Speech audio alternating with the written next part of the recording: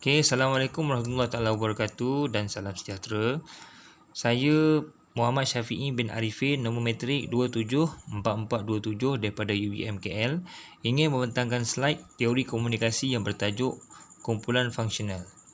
Definisi kumpulan fungsional adalah bermaksud percubaan untuk menerangkan bagaimana dan mengapa komunikasi berkaitan dengan kualiti keputusan sesebuah kumpulan itu dibuat. Dalam erti kata lain, ia bergantung pada sesebuah andaian keberkesanan dalam membuat sesuatu keputusan. Tidak terjejas oleh pengeluaran tingkah laku komunikatif, tetapi ianya lebih merujuk bagaimana sesuatu keperluan itu dipenuhi oleh setiap ahli untuk menyelesaikan tugas yang berjaya.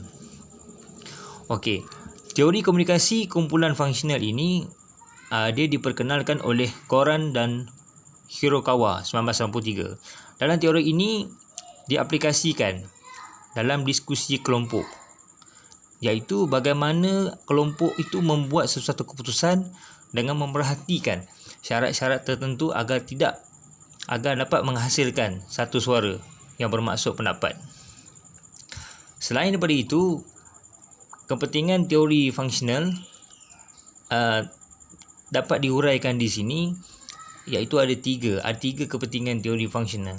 Yang pertama adalah untuk mencapai resolusi efektif dari setiap masalah.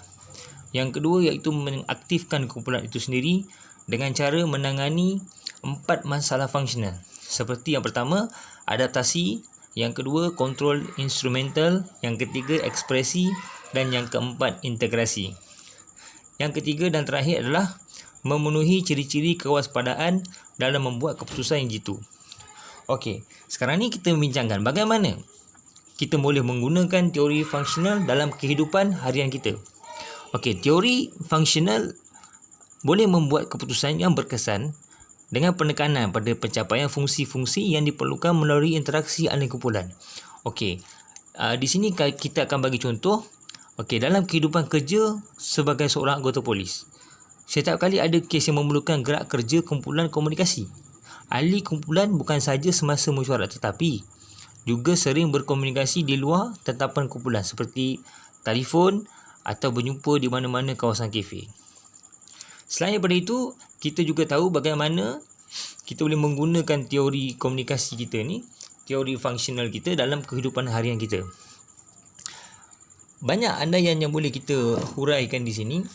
Dan selain daripada itu, di sini kita boleh membuat satu huraian bahawa teori ini terdapat juga kritikan yang menitik berat keperluan fungsional diri mereka sendiri dengan mengambil kira keberkesanan membuat keputusan.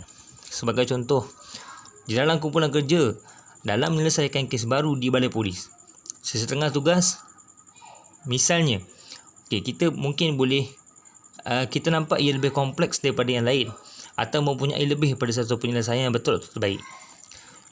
Sebagai rumusan yang boleh disimpulkan di sini, teori komunikasi fungsional merupakan gabungan dan keseluruhan dari konsep, andaian dan dakwaan yang menjelaskan bagaimana dan mengapa komunikasi berkait dengan kualiti pembuatan keputusan oleh satu kumpulan.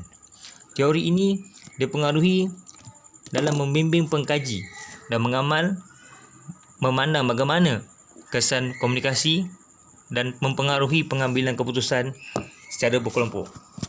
Sekian saja pembentangan saya untuk hari ini. Saya sudahi dengan wabillahi taufiq wal hidayah. Wassalamualaikum warahmatullahi taala wabarakatuh.